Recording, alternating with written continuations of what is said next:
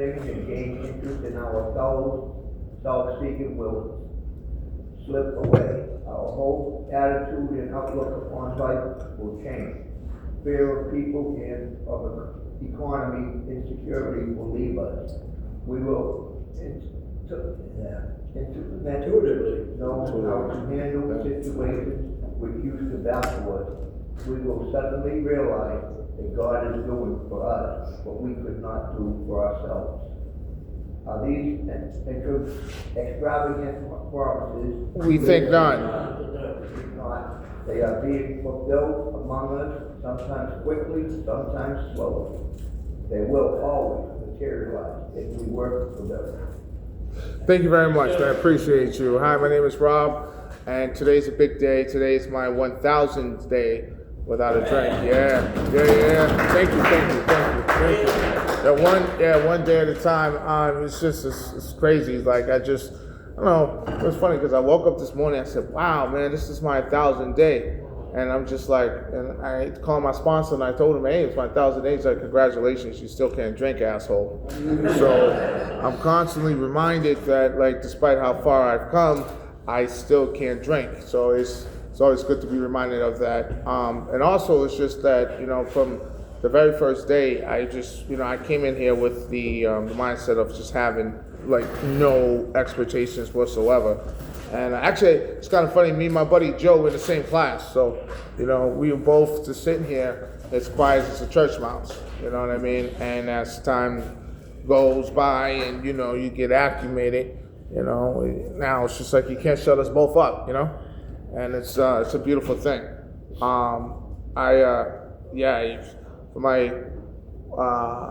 I just got off the phone like a few moments ago with my mom, and she informed me that, if I make it to my third year, she's gonna rent me a whole car for a week. So it's just like, all right.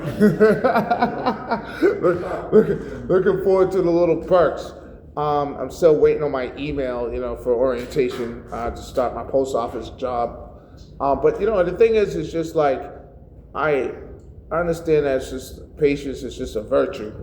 Some of us have it, some of us don't. Some of us learn it, some of us don't. I'm in the process of just learning that each and every day. So my background is just like, I'm 44 years old. I was born and raised here in Boston. So, I went to school in Roxbury, and I moved out to Watertown when I was 10. So, and I moved to Brighton and Hyde Park. Now I'm in Rosendale. So, I used to just hit the scenes all the time, and just party. You know what I mean? And my addiction really got really bad. Well, like, let's say 5 years ago, that's when I got cut again. And it was just like my drinking was just like, oh my God, I was going through like fifths of liquor every day, and I was just, repeating the cycle of just, being spiritually dead, emotionally just unavailable. My soul was just like, I was just all over the place like bird shit, okay? And but when I went to the hospital to remove some stitches, I posted up pictures of my wounds on my page, and my friend got in contact with me from high school. And make a long story short, he told me that his father was a sponsor, and my sponsor for alcoholics. And I thought about it for a second.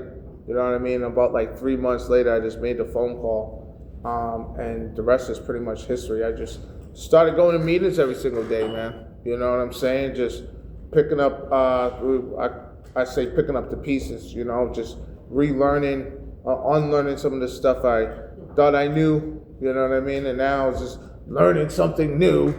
It's a process. But, Woody Allen once said like 90% of life is just showing up.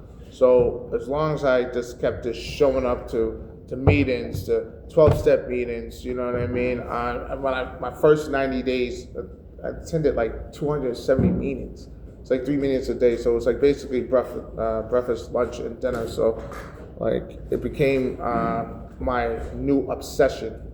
you know, was to understand what is this really all about, you know, and I tell you, the foundation within these hallways are the reason why I'm just, you know, on my path of, like I say, of evolution, you know. Change is one thing. It's like, I don't know, who really changes, you know what I'm saying? But what you can do is learn.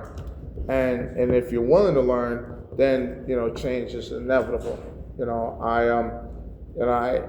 I've done a lot of crazy stuff in my life, you know, and it's because, like, yes, I was under the influence, but it was also something else that was going on too. You know, a lot of like internal issues, you know, mental issues, trauma, unaddressed trauma, you know, all of that stuff. So it's just like I found alcohol to be my muse, my means to escape, as you will, you know, to just create an out of reality, an alter reality, as opposed to reality that I was facing constantly, you know, and one thing I learned in life is just like, no matter how bad you're trying to escape, you will never escape yourself.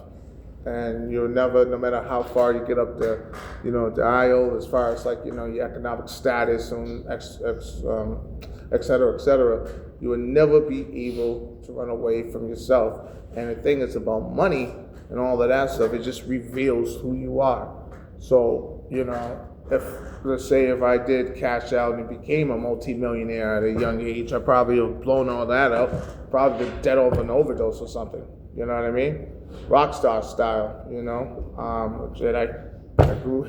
grew up listening to Jim Morrison and Jimi Hendrix and, you know, people I admired, but they're all dead at 27. You know what I mean?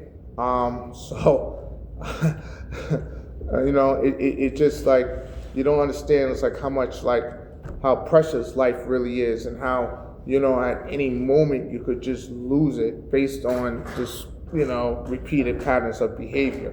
And that's what was my thing right there, was just the repeated pattern of behavior of, you know, not, you know, willing to express myself in a form of fashion that's what you call rational. You know, I allowed the alcohol to just basically just overtake everything, my emotion, my ability to be rational, my ability to be sane and all of that. And the insanity part about the disease is just like, you don't tell yourself you're sick. You just say to yourself you're sick of other people.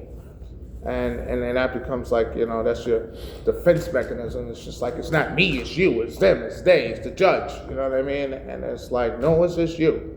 Because none of these other people are, you know, going to be behind the wall but you. But fast forward, it's just, you know, these 1,000 days, it's just, you know, I just take it like this, you know, one day at a time. I don't claim to know it all, but I definitely don't claim to know nothing. I just know just enough that I don't know, you know, and that keeps me going. You know, because there's people here like my man John, he's got like 1,000 years in sobriety. So he's looking at my 1,000 days, is probably laughing at me, like, look at this joker, you know what I mean? What do you got, over 80,000 days or something like that? What? I just looked it up. What? I was sitting over there one day, and he said number of days, like 300. Right. Year and a half ago. Right. And I said, gee, I wonder how many days I got. He showed me. He said, look it up. You know, look it up. Yeah. How do you do that? And he showed me how Right. I looked it up just now. It's only 19,197. Wow.